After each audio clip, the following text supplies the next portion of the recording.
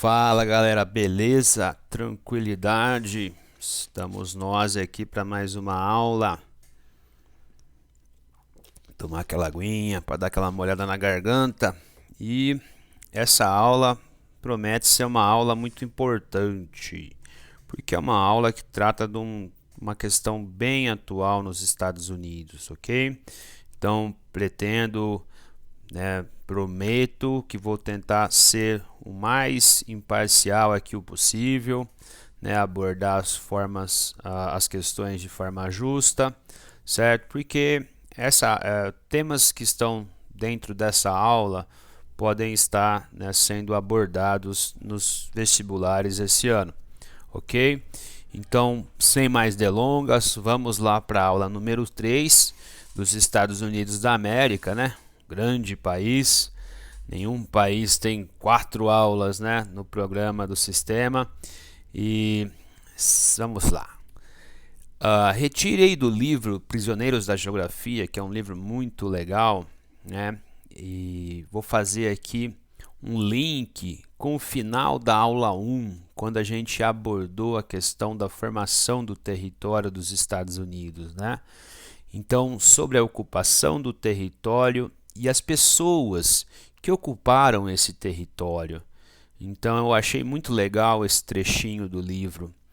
A Lei de Propriedade Rural de 1862 concedeu 64 hectares de terra de propriedade da Federação para qualquer pessoa que os cultivasse durante 5 anos e pagasse uma pequena taxa. Se você fosse um homem pobre da Alemanha, Escandinávia ou Itália, por que ir para a América Latina e tornar-se servo quando poderia ir para os Estados Unidos e ser proprietário rural livre? Então, liberdade. Então, os Estados Unidos são conhecidos como a terra da liberdade. Eu sempre digo que isso pode ser uma afirmação meio que ambivalente. Ela é, por um lado, verdadeira para essas pessoas pobres que saíram da Europa, famélicos irlandeses, famélicos italianos, famélicos alemães que saíram de uma situação muito dura, muito difícil e conseguiram ascender socialmente, ter um pedaço de terra que era uma coisa, e é uma coisa tão importante para as pessoas. Então, a nação Estados Unidos, ela foi construída, de forma plural. Então, como nós veremos no mapa de etnias, de vários cantos do mundo, principalmente da Europa e da África, da Ásia, compõem a nação dos Estados Unidos da América, Então, em parte, essa liberdade é verdadeira. Essa afirmação é verdadeira. Ela não foi a terra da liberdade para os escravos africanos e também não foi a terra da liberdade para os nativos da América do Norte, para várias etnias nativas ameríndias, do território que vai compor os Estados Unidos da América, ok? Então acho que isso é bastante importante de enfatizar. O mapa, de população, de densidade populacional. Fiz atualização aqui agora há pouco. Vi que a população dos Estados Unidos está em torno de 333 milhões de pessoas, E essas pessoas elas estão concentradas sobretudo no nordeste do país, nessa região aqui, na região sudeste, na região sul e da costa oeste, na costa do Pacífico. Assim como no Brasil, existem algumas expressões geográficas que podem trazer algumas confusões. Por exemplo, o nosso oeste paulista. O oeste paulista, ele não é o oeste do estado de São Paulo. O oeste é o que está em São Paulo. Então, é a região de Jundiaí, de Itu, de Ribeirão Preto. Essa expressão também acontece nos Estados Unidos. Por quê? Essa região aqui, que seria a região dos Grandes Lagos, ela é chamada por algumas pessoas de meio-oeste, certo? E na minha visão, o meio-oeste seria isso aqui, certo?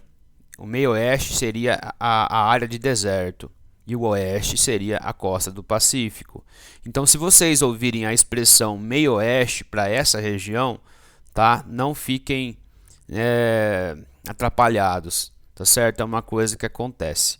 Então, essas são as principais áreas, né, de ocupação populacional dos Estados Unidos. Aqui estão grandes megalópolis, né, como Nova York, os Grandes Lagos, a área dos grandes, Chicago está perto daqui, né? Aqui está a Flórida, aqui está Miami, aqui está Houston, Texas, né? São Francisco, Los Angeles, Seattle, né? Cidades importantíssimas. Vejam que, em geral, a densidade demográfica não é alta, certo? É de 31 habitantes por quilômetro quadrado, um pouco mais que a do Brasil. Por quê? Porque também tem uma área gigantesca, né, de deserto, vazia populacionalmente. E o campo dos Estados Unidos é um campo muito vazio, certo? Há muita mecanização, então não há muita população vivendo em áreas rurais, né, de planície como essa que vocês estão vendo aqui, ó.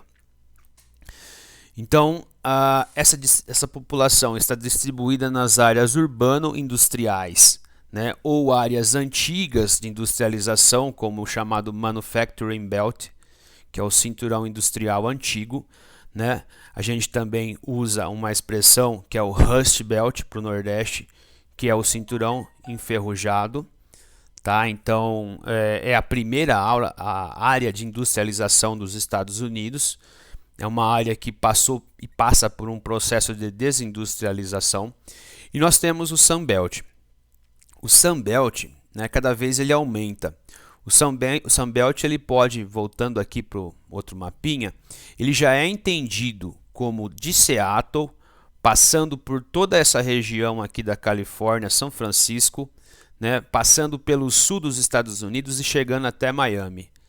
Então, também o Sunbelt é um conceito, é uma área, uma categoria bastante flexível. O que é o Sunbelt? Seria a região, né, que vai produzir tecnologia de ponta, tecnologia leve, quarta revolução industrial, né, vinculada, né, ao Vale do Silício, a indústria petroquímica, a indústria espacial, ok? Indústria leve, tecnologia de ponta, né, leve, né, não pesada como era aquelas tecnologias do Nordeste mais vinculadas a aço, a automobilística, ok? Uma imagem noturna mostrando parte dos Estados Unidos, né? Principalmente essa gigantesca megalópole que vai de Boston até Washington.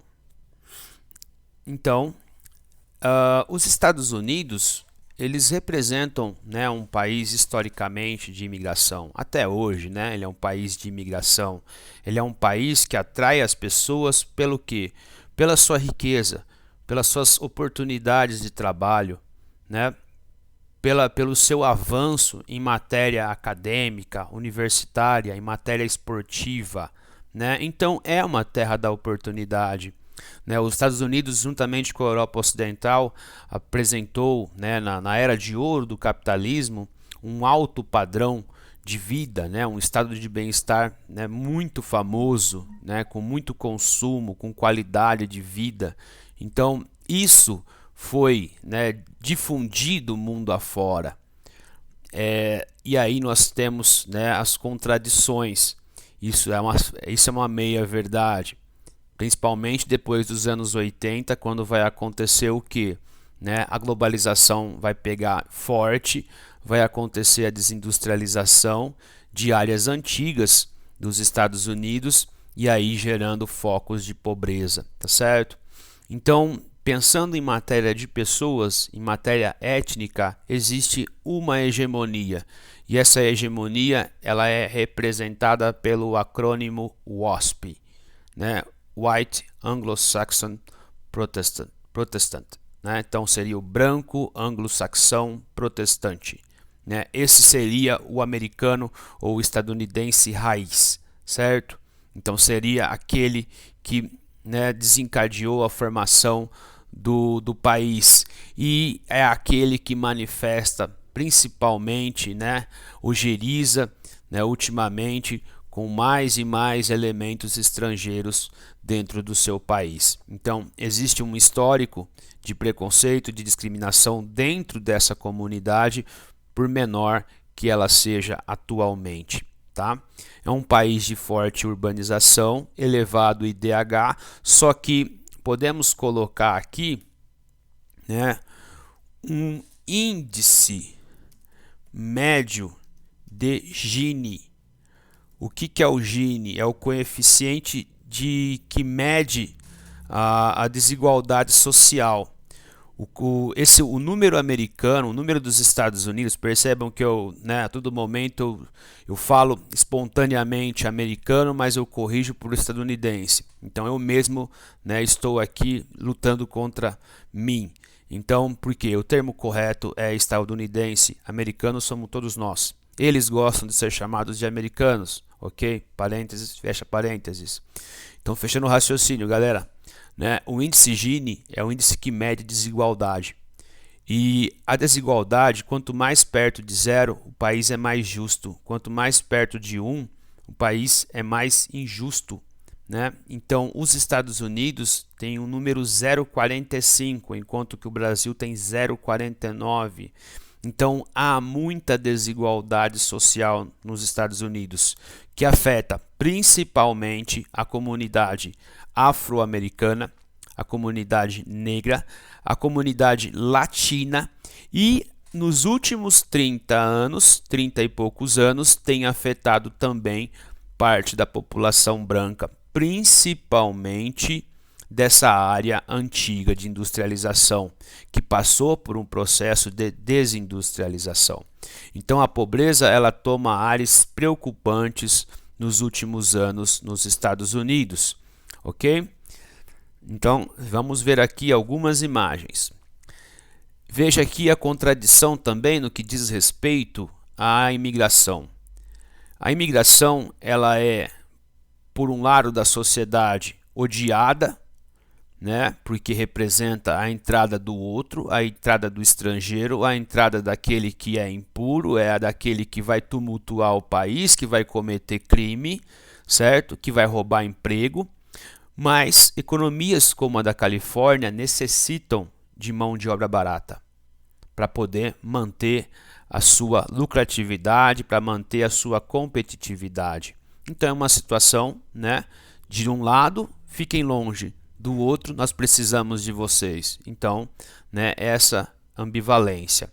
Aqui o muro, que volta e meia sempre, né, vai estar dentro da pauta. Eis aqui um mapa com as etnias dos Estados Unidos. Então, né, vejam que brancos representam 67% do país, hispânicos 14%, né, como se os hispânicos não fossem brancos, né, mas, né, aqui é uma classificação deles. Negros 13% e asiáticos 5%. Vamos tentar localizar nesse mapa algumas etnias. Então vejam, aqui na área da Califórnia, do Novo México, do Texas, muitos latinos, muitos mexicanos. Aqui no sul, né, muitos afro-americanos, né, desde a West Virginia até aqui a região, né, da Louisiana, afro-americanos, como se fosse uma meia-lua aqui. Aqui dentro, no interior, muitos alemães, gente. Alemães. O próprio Donald Trump é, né, descendente de um alemão. Ok? Vejam italianos. Italianos, Irish, irlandeses aqui no Nordeste. Italianos. Aqui, ó, comunidade muito forte em Nova York e Nova Jersey de italianos. Então percebam, né? Muitos estrangeiros, ingleses, porto-riquenhos. Também a Porto Rico está aqui, ó, tá fora, uma ilha fora, mas Porto Rico é aquela coisa que eu já disse a vocês, não é estado, não é país, ele é um protetorado. Esse mapa é bem legal também, porque ele vai mostrar a porcentagem da população na linha de pobreza. Então, quanto mais escuro, mais população na linha de pobreza? Novo México, né? A Louisiana, aqui essa parte da West Virginia. Então, regiões com mais pessoas na linha da pobreza. Quase 1/5 da população desses estados está na linha da pobreza. Veja que mesmo Califórnia, né? Mais ou menos 16 a 18% das pessoas estão na linha da pobreza. É muita gente, galera. A região aqui, né, que mais passou pela desindustrialização. Então, quase também 1/5 da população na linha da pobreza. Para um país tão rico como os Estados Unidos, chama atenção, né? Então, a leitura do mapa. Pobreza concentrada no sul, envolvendo negros, latinos e, como nós veremos também, principalmente naquela região dos Grandes Lagos. Essa região aqui também é conhecida como a dos Grandes Lagos, né? Tanto no Canadá como nos Estados Unidos.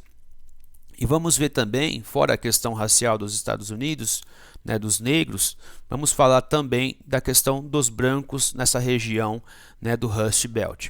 Então veja essa imagem que eu descobri aqui. Então ela traz a causa da morte entre os brancos, mas não morte, né, pensando em escala geral, mas numa faixa de idade, né? Nós vamos ver isso aí. Vejam que na faixa de idade das pessoas que estão saindo da fase adulta para entrar quase na terceira idade, está acontecendo nos Estados Unidos um surto, né, de suicídios, né, e de pessoas que são cada vez mais, né, estão valendo-se ou de drogas ou de remédios, né, então, ou álcool. Então, o índice de pessoas que estão usando, né, de drogas, álcool e remédio nos Estados Unidos cada vez é maior. Por quê? É aquela coisa do desespero, né? É aquela coisa que você não tem perspectiva de vida. Então, por quê? Existe nessa área da desindustrialização, o índice de desemprego é muito alto. E nos Estados Unidos, ao contrário do Brasil, não existe muitos programas de seguridade social. Então as pessoas são lançadas à própria sorte, ok?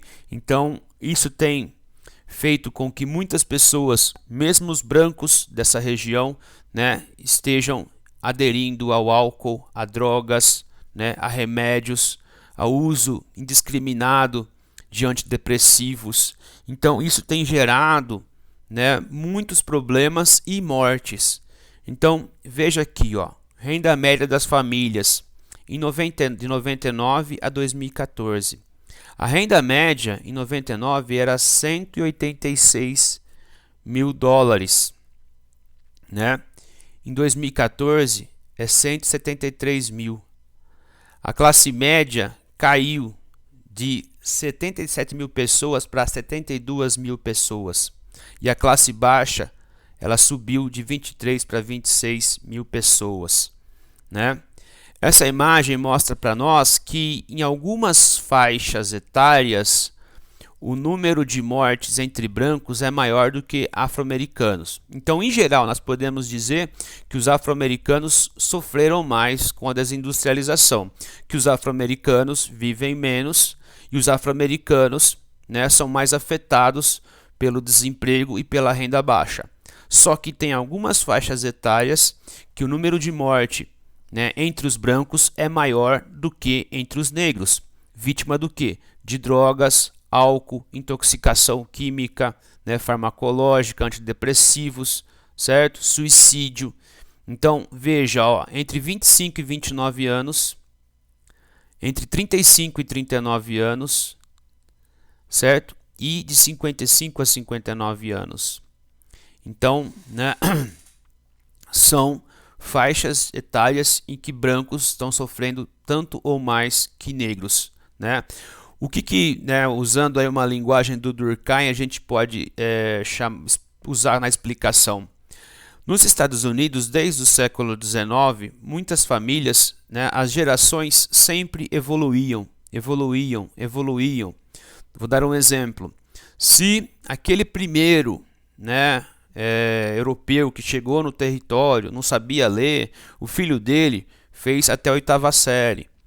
O neto daquele cara, ou o filho do filho, já conseguiu concluir, né, a 8ª série. O outro concluiu o ensino médio. O outro fez universidade. Então, sempre havia uma perspectiva de crescimento e de melhora social. Isso aconteceu até os anos 80. Então, foi nos anos 80 em que Ronald Reagan, né, foi o primeiro presidente americano, né, que implementou medidas neoliberais, que usou da desregulamentação econômica, que facilitou a saída das empresas, né, dos Estados Unidos para outros países. Então, isso pode ter representado oportunidades em outros países, mas para aquelas cidades e para aqueles lugares que não conseguiram se reinventar, né, essa população sofreu. Né, a população de Michigan, principalmente Michigan, né, fora a Virgínia Ocidental. Então, muita gente empobreceu ou caiu de classe, né? Nos Estados Unidos, a lei é muito rigorosa com a questão dos aluguéis. Pessoa não pagou, vai para a rua, né? Não tem como levar os bens vão para a rua, né? Então, é uma coisa muito dramática o que a gente vê, né, que afeta a população dessas regiões aí. Então é possível explicar a ascensão de Donald Trump, como eu chamei a atenção na outra aula, né, por levando isso em questão. Então a mira da política eleitoral do Trump foi para essas pessoas, né, pessoas afetadas pela globalização. Então, por isso que Trump, né, se considera um anti-globalização, um anti-multilateralista, né? E a ideia do America First, americanos primeiro, América primeiro, né? Ou Make America Great Again, né? Seria fazer a América grande de novo, né? Então, trazer novamente para aquelas pessoas uma esperança. Pode até ter vontade, mas como nós sabemos, é difícil ir contra, né, a engrenagem, é difícil ir contra a correnteza da globalização, certo? Então é algo que está além das capacidades de Donald Trump. Não sei se ele tem realmente esse interesse ou não, só que é algo que escapa às capacidades de um presidente. Né? Então é preciso que as cidades se reinventem, invistam em educação, em qualificação, né, em planos de assistência social. E aí um dos grandes símbolos, né, desse ocaso dessa região, Detroit, né? Sempre chama a atenção de Detroit nas aulas. E aí um dos grandes símbolos de Detroit, né, o Silverdome, o estádio mais moderno, né, pensado para a Copa de 94, o primeiro estádio com cobertura, né, para uma Copa do Mundo. Quem jogou disse que foi um inferno, né, porque foi no verão dos Estados Unidos e o ar-condicionado não dava conta, então parecia uma sauna, segundo os jogadores do Brasil. E finalmente vamos aqui para a cereja do bolo, né, um assunto que é extremamente importante, que está aí nos noticiários, que seria a questão racial nos Estados Unidos, né, principalmente a questão que afeta a população negra ou preta afro-americana. Então, como eu disse lá no princípio, os negros americanos ou afro-americanos sofrem historicamente com discriminação, preconceito e desigualdade. Foram os negros que foram escravizados. Depois de conseguir a liberdade, nos estados do sul existiam leis raciais segregacionistas, das quais nós vimos na África do Sul, né? Coisas para branco, coisas para negro. Assistam Green Book, um filme sensacional que mostra um artista negro fazendo uma turnê por esse sul racista, né, com leis, né, segregacionistas, né? Isso vai ajudar vocês a entender bem. E nos últimos anos, depois, né, de desmontar essas leis segregacionistas, nós percebemos que a forma com que o Estado dos Estados Unidos e as unidades territoriais lidam com a população afro-americana é distinta da forma com que ele lida com os brancos. Talvez eles lidam também igual com os latinos, certo? Mas muito diferente, e nós temos pesquisas em área de sociologia, na área de psicologia, que mostra que existe diferença, né, da forma com que as abordagens são feitas pelos policiais na comunidade negra e também latina, certo? Então, muitos dos últimos anos desses levantes de negro têm acontecido, né, nessa região que empobreceu, certo? Na região do Nordeste ou o meio-oeste dos Estados Unidos. Então, muitas pessoas, né, têm saído de uma classe média para uma classe média baixa ou uma classe média, uma classe pobre, na linha da pobreza.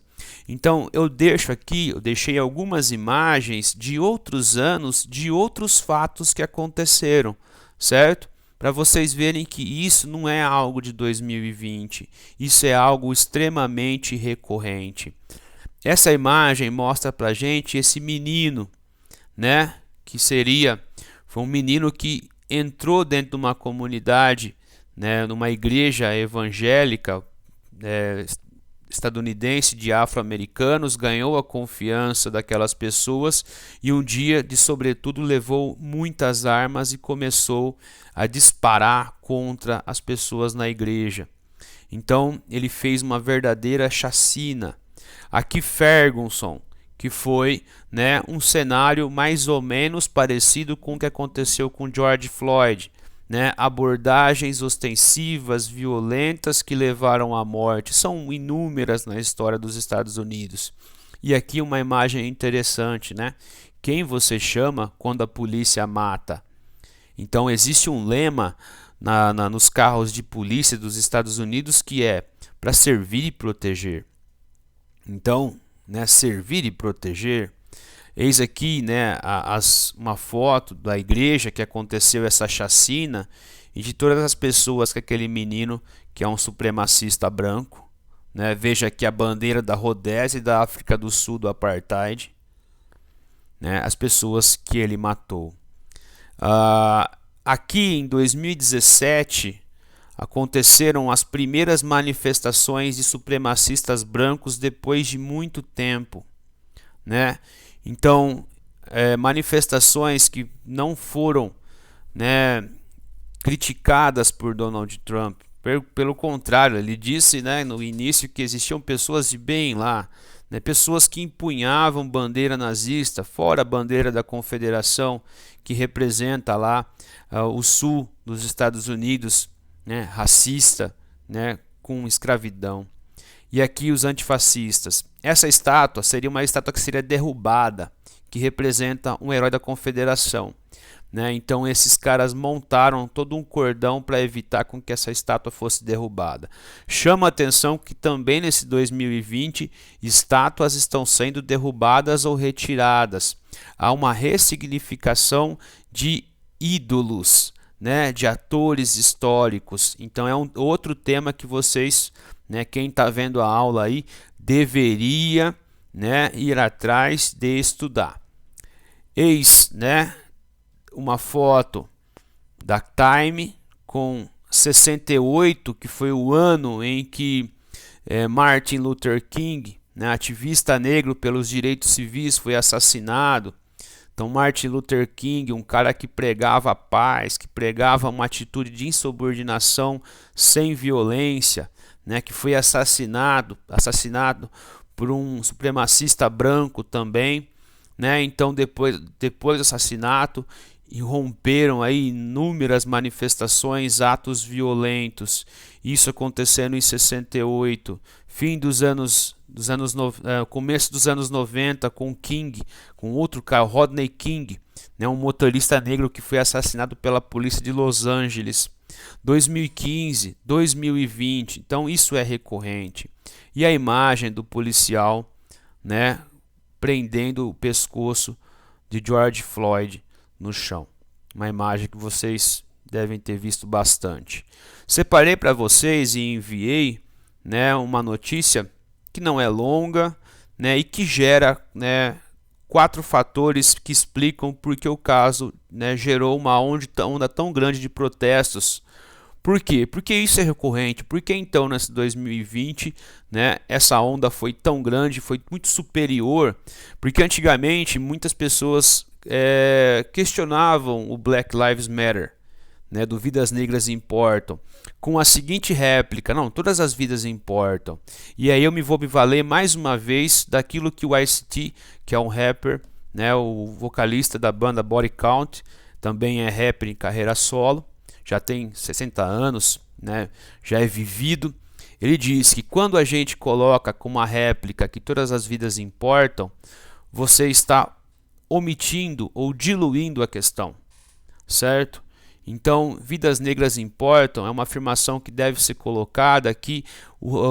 Se você não afirma, se você não leva adiante isso, você está, né, ignorando o problema, você está ignorando a questão. Então, é uma questão que tem que ser enfrentada, né? Então, não basta dizer que é racista, a pessoa tem que condenar, no mínimo condenar o racismo, certo? Ela tem que, no mínimo, levar a atos, manifestações que sejam antirracistas, porque só assim nós vamos enfrentar definitivamente essa questão. Então, os aspectos a se destacar no texto, né? Por que essa manifestação foi, né, tão intensa? Ponto 1. Uma morte em muitos casos. Foi uma morte, né, em que foi transmitida via Facebook, ao vivo, né? Então todos puderam ver, todos viram, ok? E aí trouxe à tona outras mortes parecidas que não foram filmadas. Então isso, né, meio que foi como uma força centrípeta que trouxe outros casos dentro do mesmo, né, do mesmo funil, do mesmo furacão. Ponto 2. Um racismo estrutural. Um racismo que eu vou usar aqui uma expressão sociológica, foi naturalizado nos Estados Unidos, né? Principalmente a forma com que o Estado dos Estados Unidos ou alguns estados, unidades territoriais, lidam com a população negra, a forma diferente de abordagem, né? Então isso é algo que tem que ser enfrentado como uma política de Estado, lógico, não só nos Estados Unidos, né? Aqui também. Porque dentre a maior população que morre no Brasil, a maior população é a negra ou mulata. Terceiro ponto, a pandemia. E já, segundo pesquisas, o número de negros, né, mortos na pandemia é muito maior. Por quê? Porque eles não têm planos de seguro social, né? E como eu disse anteriormente, né, lá não existe, agora existe o Obamacare, né? Mas lá não existe o SUS. Então a gente fala muito mal do SUS, né? Mas o SUS tem salvado muitas vidas, coisa que não tem lá em matéria dos Estados Unidos. Um serviço gratuito, tá? Franco para as pessoas. 4. A reação da Casa Branca. E aí eu separei o tweet, né? A forma como que Donald Trump lida com as manifestações é uma forma muito tosca. Não é uma forma democrática, não é uma forma assim carregada de valores democráticos. É uma forma truculenta. Então, nesse final aqui, né, ele diz que se começar algumas violações, né, as invasões de propriedades, os tiros vão começar. Então, Donald Trump generalizou, e generalizar é um problema. Certo? Nós vimos que muita gente protestou pacificamente. E brancos, isso foi legal. Ver brancos, ver mulheres, né, manifestando pacificamente.